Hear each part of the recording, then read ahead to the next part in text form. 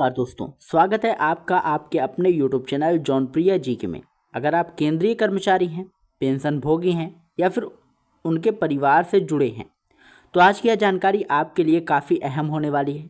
8वें वेतन आयोग को लेकर एक ऐसा अपडेट सामने आया है जिसने लाखों कर्मचारियों और पेंशनर्स के बीच नई चर्चा शुरू कर दी है।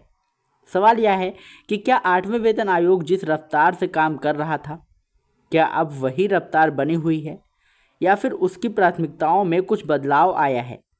आखिर ऐसा क्या हुआ है कि 10 जुलाई के बाद आयोग की गतिविधियां अचानक शांत दिखाई देने लगी हैं?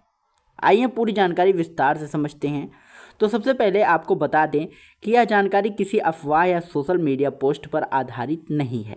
यह एक आधिकारिक नोटिफिकेशन से जुड़ा मामला है।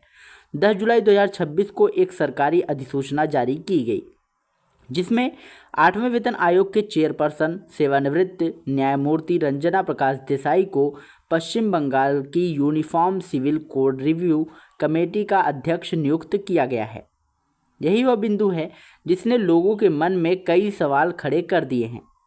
अब जरा पीछे चलते हैं और देखते हैं कि इससे पहले 8वें वेतन आयोग किस गति से काम कर रहा था। 24 अप्रैल को देहरादून में विभिन्न स्टेक होल्डर्स के साथ बैठक हुई। इसके बाद 28 से 30 अप्रैल तक नई दिल्ली में कर्मचारी यूनियनों और एसोसिएशनों के साथ चर्चा हुई। 4 और 5 मई को पुणे में बैठक आयोजित की गई। फिर 13 और 14 मई नई दिल्ली में रक्षा मंत्रालय, रेलवे मंत्रालय और संबंधित संगठनों के साथ विचार विमर्श किया गया। इसके बाद 18 और 19 मई को हैदराबाद, 1 से 4 जून तक श्रीनगर और 8 जून को लद्दाख, 17 जून को नई दिल्ली और 22 और 23 जून को लखनऊ और 6 और 7 जुलाई को भुवनेश्वर और 9 से 10 जुलाई को कोलकाता में लगातार बैठकें होती रही। यानी आयोग लगातार अलग अलग राज्यों में जाकर कर्मचारियों और पेंशनर्स से सुझाव ले रहा था और काम तेजी से आगे बढ़ रहा था।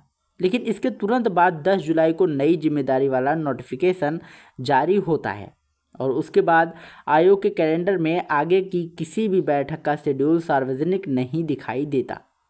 यहीं से लोगों के मन में यह सवाल उठने लगा कि क्या आयोग की गतिविधियां धीमी हो गई हैं? क्या एक ही व्यक्ति के पास 2 बड़ी जिम्मेदारियां होने से उनके समय पर असर पड़ सकता है? क्या इसका प्रभाव 8वें वेतन आयोग के काम पर पड़ रहा है? हालांकि यहाँ एक बात बिल्कुल स्पष्ट कर देना जरूरी है कि अभी तक ऐसा कोई आधिकारिक डॉक्यूमेंट्स, प्रेस रिलीज या सरकारी बयान सामने नहीं आया है जिससे यह साबित हो कि पश्चिम बंगाल की इस नई जिम्मेदारी की वजह से 8वें वेतन आयोग का काम प्रभावित हुआ है। इसलिए फिलहाल यह कहना सही नहीं होगा कि आयोग की गति वास्तव में धीमी हो गई है, लेकिन यह जरूर कहा जा सकता है कि 10 जुलाई के बाद नई बैठकों का कार्यक्रम सार्वजनिक न होने के कारण यह सवाल स्वाभाविक रूप से उठ रहा है। अब आगे क्या होगा यह आने वाले दिनों में साफ हो जाएगा। यदि आयोग जल्द ही नई बैठकों का कैलेंडर जारी करता है तो यह माना जाएगा कि काम पहले की तरह जारी है, लेकिन यदि लंबे समय तक कोई नई गतिविधि सामने नहीं आती है तो निश्चित रूप से इस विषय पर और चर्चाएं तेज होंगी। फिलहाल यही सबसे बड़ा अपडेट है। जैसे ही 8वें वेतन आयोग से जुड़ी कोई नई आधिकारिक जानकारी या बैठक या सरकारी डॉक्यूमेंट सामने आएगा, हम सबसे पहले आपके लिए लेकर आएंगे। इसलिए अगर आप ऐसी ही भरोसेमंद और तथ्य आधारित जानकारी सबसे पहले पाना चाहते हैं तो जॉनप्रिया जीके को सब्सक्राइब करना ना भूलिएगा। वीडियो पसंद आया हो तो वीडियो को लाइक करिएगा, अपने साथियों के साथ शेयर जरूर करिएगा और कमेंट करके ज़रूर बताइएगा कि आपकी राय में यह सिर्फ एक सहयोग है या आपको भी लगता है कि 8वें वेतन आयोग की रफ्तार पहले से धीमी हुई है। मिलते हैं अगली अपडेट में। अगर आपका इससे रिलेटेड कोई भी क्वेश्चन हो तो कमेंट बॉक्स में जरूर पूछिएगा, हमारी टीम आपकी पूरी सहायता करेगी। मिलते हैं नई वीडियो में नई अपडेट के साथ, तब तक के लिए जय हिंद, जय भारत।